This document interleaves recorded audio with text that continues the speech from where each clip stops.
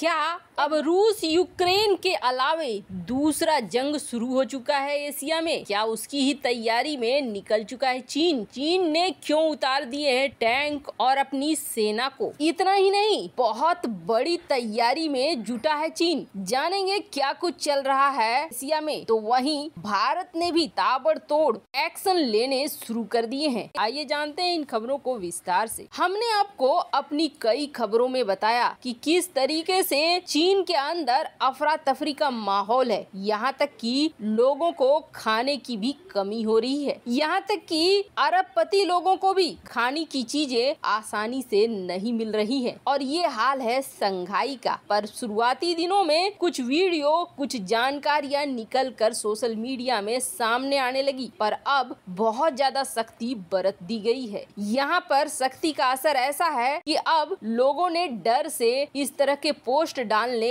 या वीडियो डालने बंद कर दिए हैं, क्योंकि चीन नहीं चाहता है कि अमेरिका को किसी तरह चीन की किसी कमजोरी का अंदाजा हो। पर इसका असर क्या हो रहा है? इसका असर ये हो रहा है कि संघाई के पास चीन ने अपनी बड़ी संख्या में सेना को उतार दिया है। और न सिर्फ सेना को उतार दिया है, बल्कि बड़ी संख्या में टैंक्स भी उतारे जा रहे हैं। पर क्या ये संघाई को नियंत्रित करने के लिए उतारे जा रहे हैं या फिर चीन का टारगेट कोई और है? क्या ताइवान की सबसे पहले एनर्जी सप्लाई को तोड़ने वाला है चीन? वैसे आपको बता दें, हाल ही में अमेरिका ने ताइवान के साथ पेट्रियट मिसाइल डिफेंस सिस्टम की डील की और इस डील से बौखलाए चीन ने यही कह दिया था कि अमेरिका जो कुछ कर रहा है यहाँ पर कुछ वैसा ही है जैसा रूस यूक्रेन जंग के बीच यूक्रेन के लिए अमेरिका कर रहा है। अमेरिका एक नाटो का निर्माण कर रहा है और वो नाटो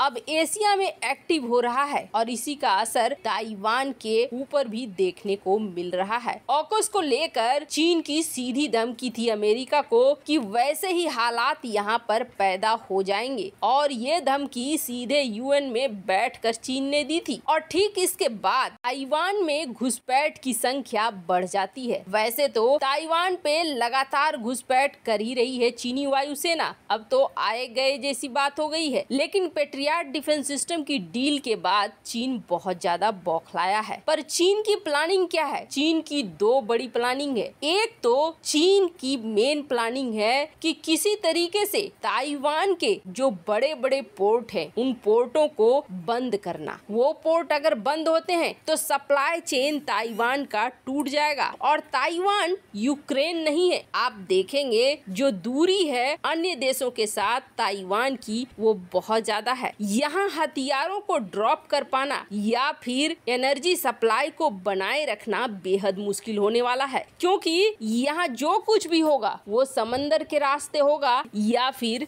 वायुसेना के रास्ते होगा। और ये दोनों ही उतरेंगे कहाँ पे? या तो पोर्ट पर या किसी एयरबेस पे। यही दो चीजें हैं। यूरोप के साथ तो किस्सा ये था कि यूरोप और यूक्रेन की सीमा लगती थी। यूरोप से कई सारे हथियार यूक्रेन में आसानी से पहुंच गए, लेकिन ताइवान के लिए केस ऐसा नहीं है। और आपको बता दें, ताइवान के जो दो प्रमुख पोर्ट हैं, ताइवान के दक्षिण में कौसियांग और नॉर्थ में किलुंग, इनको अगर बंद कर देता है चीन तो फिर ताइवान के पास कोई रास्ता नहीं बचेगा। वहीं दूसरी तरफ ये एनर्जी ब्लॉकेट करने से ताइवान टूट सा जाएगा। मात्र 2 हफ्ते का इनके पास एनर्जी रिजर्व है। 2 हफ्ते में कोई क्या कर लेगा? वहीं दूसरी तरफ दूसरा प्लान चीन का ये है कि एक तरफ इन पोर्ट को ब्लॉक करे और दूसरी तरफ ताइवान से दूर जो ताइवान का ये द्वीप है उस पर सेना भेजे। अब जैसे ही ताइवान से इस द्वीप की सुरक्षा के लिए नौसैनिक निकलेंगे, कुछ न कुछ सेना का बल कमजोर पड़ेगा ताइवान का। और बात रही अमेरिका के आने की, तो ये बहुत बड़ा प्रश्न चिन्ह है। अभी तक यूक्रेन जंग में अमेरिका नहीं पहुंचा है, न अमेरिकी सैनिक पहुंचे हैं। यूरोप के देश जरूर पहुंच चुके हैं। अब उससे ऊपर बात रही कि चलो जैसे रूस के ऊपर प्रतिबंध लगाया वैसे चीन के ऊपर भी प्रतिबंध लगा देंगे, तो ऐसा होने वाला नहीं है। अगर प्रतिबंध लगाता है यूरोपीय यूनियन अमेरिका, तो आप समझिए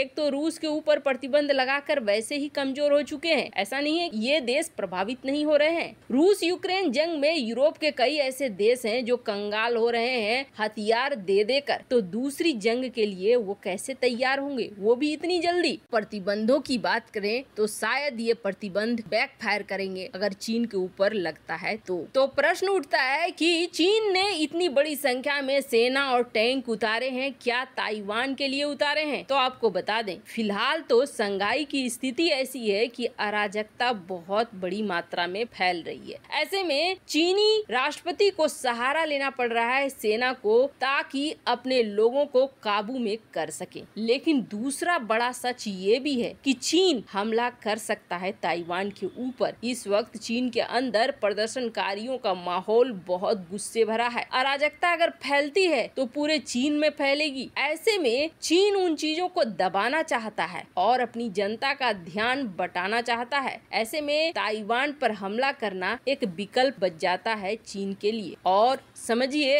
अगर ऐसा होता है तो दूसरा जंग एशिया में शुरू हो जाएगा और तीसरे विश्व युद्ध की कहीं न कहीं सुगबुगाहट भी शुरू हो जाएगी। ऐसे इन सब के बीच भारत का क्या होगा? क्या भारत ने अपनी तैयारियां मजबूत रखी हैं? क्योंकि अब तो ऐसा लग रहा है जैसे अमेरिका, पश्चिमी जगत, यूरोप सब फंस से गए हैं रूस के साथ जंग को लेकर, क्योंकि अपनी आधी एनर्जी तो इन्होंने उधर तबाह कर दी है। अब बाकी क्या इस युद्ध में झोंक पाएंगे और इसका असर भारत तक भी पहुंचेगा? तो आपको बता दें, भारत ने अपनी तैयारियां जोर शोर से रखी हुई है और अब तो भारत ने 2-4 कदम आगे निकलकर उस तैयारी को भी पूरा कर लिया जो बेहद जरूरी थी। भारत ने तो अब चीन के टैंकों को तबाह करने के लिए भी अपने सबसे अच्छे ऊंचाई वाले क्षेत्र में भी उड़ने वाले विकसित हेलीकॉप्टर से anti tank guided missile Helina का सफलतापूर्वक परीक्षण किया। आपको बता दें, ये भारत के लिए बहुत महत्वपूर्ण है। हालांकि ये परीक्षण किया गया पोखरण के पास। हेलिना सिस्टम में दिन और रात हर मौसम में हिट करने की क्षमता है और सबसे अच्छी बात ये है कि ये अपने साथ जहां पारंपरिक वॉरहेड ले जा सकती है तो वहीं परमाणु मिसाइलों को भी ले जा सकती है। और ये एक तीसरी पीढ़ी की टैंक रोधी मिसाइल है जिसे सबसे